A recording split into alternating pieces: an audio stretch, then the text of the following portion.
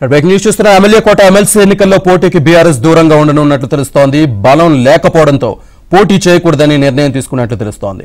2 MLC స్థానాలకు వేర్వేరుగా ఎన్నికల నేపథ్యంలో పోటీపై గులాబీ పార్టీ తర్జన భర్జన పడుతోంది. 119 మంది ఎమ్మెల్యేలకు 2 స్థానాలకు ఓటేసే అవకాశం రావడంతో ఒక్కసారిగా సీన్ మారిపోయింది. దీంతో 2 ఎమ్మెల్సీలు కాంగ్రెస్కే దక్కే ఛాన్స్ ఉంది.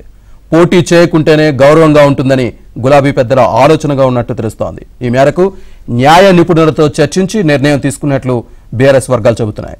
ఈ నెల 11 తర్వాత బీఆర్ఎస్ ఈ నిర్ణయాన్ని అధికారికంగా ప్రకటించే అవకాశం ఉంది.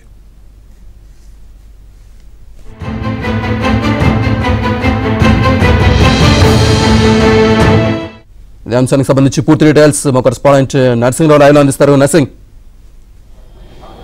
ఎస్ శ్రీనివాస్, న్యాయ నిపుణులతో సంప్రదింపుల అనంతరము ఎన్నికలపైన ఒక నిర్ణయానికి అయితే బీఆర్ఎస్ పార్టీ వచ్చినట్లుగా తెలుస్తుంది. ఎమ్మెల్సీ ఎన్నికలు 2 ఎమ్మెల్సీ ఎన్నికల కోసము త్వరలోనే నోటిఫికేషన్ రాబోతా ఉంది. ఈ 11వ తేదీన ఇప్పటికే షెడ్యూల్ కూడా రిలీజ్ అయింది. అయితే 2 ఎన్నికలకు సంబంధించి ఒకే నోటిఫికేషన్ రిలీజ్ అయితే ఒకటి కాంగ్రెస్కి ఒకటి బీఆర్ఎస్ పార్టీకి దక్కే అవకాశం ఉండేది. అప్పుడు ఏంటంటే 119 మంది ఎమ్మెల్యేలకి 2 ఎమ్మెల్సీ స్థానాలకి డివిజన్ చేసినట్లయితే ఒక్కో ఎమ్మెల్సీ స్థానానికి 60 మంది ఎమ్మెల్యేలు ఓటు వేయాల్సినటువంటి అవసరం ఏర్పడేది. కానీ అందులో ట్విస్ట్ ఇచ్చింది, షెడ్యూల్లోనే ట్విస్ట్ ఇచ్చింది ఎన్నికల సంఘం.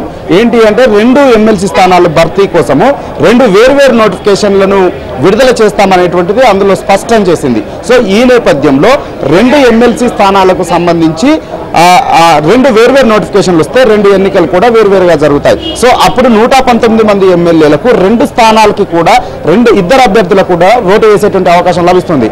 అప్పుడు సహజంగానే ఎక్కువ మంది ఎమ్మెల్యేలు ఉన్నటువంటి కాంగ్రెస్ పార్టీకే 2 ఎమ్మెల్సీ స్థానాలు దక్కేటువంటి అవకాశం ఉంటుంది. సో ఈ నేపథ్యంలో అనవసరంగా పోటీ చేస్తే క్రాస్ ఓటింగ్ జరిగి ఒక్కరో ఇద్దరో పార్టీ జంప్ అయినట్లయితే పార్లమెంట్ ఎన్నికల ముందట ఇది కొంత ఇబ్బందికరంగా పార్టీకి మారేటువంటి ప్రమాదం కూడా ఉంటుంది. కాబట్టి న్యాయ నిపుణుల సలహాలు తీసుకొని అనేక తర్జనా భర్జనల అనంతరము పోటీకి దూరంగా ఉంటేనే బాగుంటుంది. బలం లేనప్పుడు పోటీ చేసి పరువు పట్టుకోవడం కూడా ఇబ్బందికరంగా మారుతుంది పార్టీకి అనేటువంటిది పార్టీ పెద్దలు భావిస్తున్నారు. అందులో భాగంగానే వచ్చే ఎన్నికల్లో పోటీకి దూరంగా ఉండాలని చెప్పి డిసైడ్ అయినట్లుగా తెలుస్తుంది. అయితే అఫీషియల్గా మాత్రము నోటిఫికేషన్ విడుదలైన తర్వాతనే అఫీషియల్గా ప్రకటించేటువంటి అవకాశాలు ఉన్నాయి.